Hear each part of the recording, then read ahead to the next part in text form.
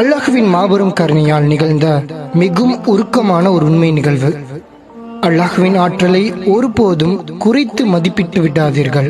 உலகத்திலே மிகச்சிறந்த மருத்துவர் டாக்டர் இஷான் பாகிஸ்தானில் இருந்து சவுதி அரேபியா செல்கிறார். இது டாக்டர் இஷானுக்கு நடந்தது.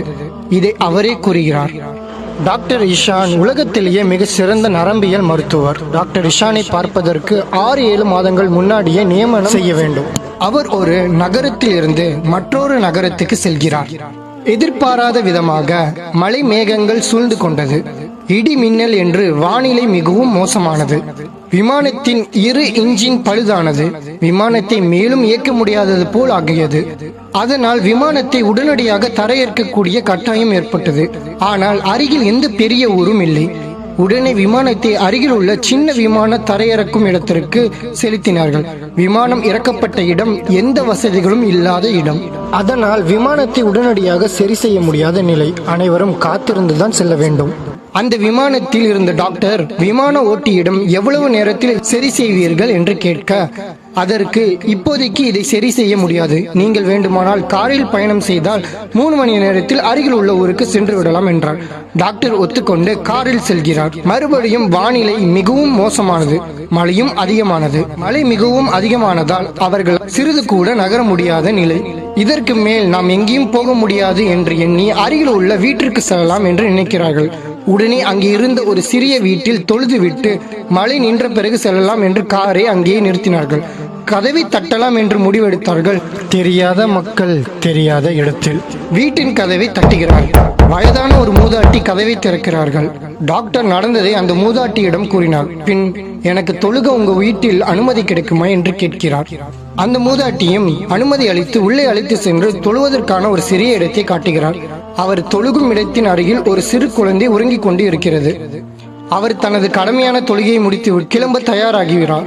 அந்த மூதாட்டியிடம் ஜசாக்கல்லா ஹைரன் என்று சொல்லிவிட்டு கிளம்பும் போது, அந்த குழந்தைக்கு ஏதேனும் பிரச்சனையா என்று கேட்க, அதற்கு மூதாட்டி, அந்த குழந்தைக்கு தாய் தந்தை இல்லை, கடுமையான நோய் பாதிக்கப்பட்டுள்ளான். அந்த நோய் மிகவும் மோசமான நிலையில் உள்ளது.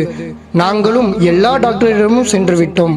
சுபஹானல்லாஹ், நான் இந்த குழந்தையின் பாட்டி. மருத்துவர்கள் அனைவரும் இந்த குழந்தைக்கு உள்ள நோயை குணப்படுத்த ஒரே ஒரு சிறந்த மருத்துவர் தான் உள்ளார். அவர் இந்த குழந்தையின் நோயை குணப்படுத்தி விடுவார். நாங்களும் அவரை சந்திக்க நேரம் கேட்டுக் கொண்டிருந்தோம். ஆனால் அவரை இப்போதைக்கு சந்திக்க இயலாது. நீங்கள் 6 மாதம் கழித்து வாருங்கள் என்று கூறிவிட்டார்கள். நானும் அன்றிலிருந்து இன்று வரை எனது துவாவில் என் பேரனுக்காக கேட்டுக்கொண்டுதான் வருகிறேன். யா அல்லாஹ், இந்த குழந்தையின் நோயை குணப்படுத்தி விடுவாயா?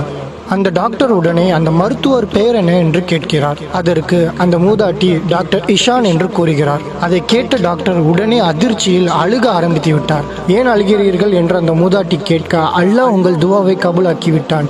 உங்கள் துவாவிற்காக வானிலை மோசமானது, விமானம் பழுதானது, பின்னர் எங்களால் காரில் செல்ல முடியாத நிலை ஏற்பட்டது. அவர் இதை கூறியதும் மழை நின்று விட்டது. இப்போது அந்த மூதாட்டி அழுக ஆரம்பித்து விட்டார். சுபஹானல்லாஹ். இதை டாக்டர் இஷான் தனக்கு நடந்ததாக கூறுகிறார். நான் இதன் மூலம் கற்றுக்கொண்டது, அல்லாஹ்வின் உதவிக்கு ஈடு இணையே இல்லை. அல்லாஹ் ஒன்றை ஒருவருக்கு கொடுக்க நாடினால் அதை யாராலும் தடுக்க முடியாது. எங்கேயோ இருந்த அந்த மூதாட்டியின் ஆசையே அவர்களின் உண்மையான நம்பிக்கையினால் உலகத்தில் முதல் தர மருத்துவருக்கு வானிலை மோசமானது, அவருக்கு தொழுக வேண்டும் என்று தோணியது.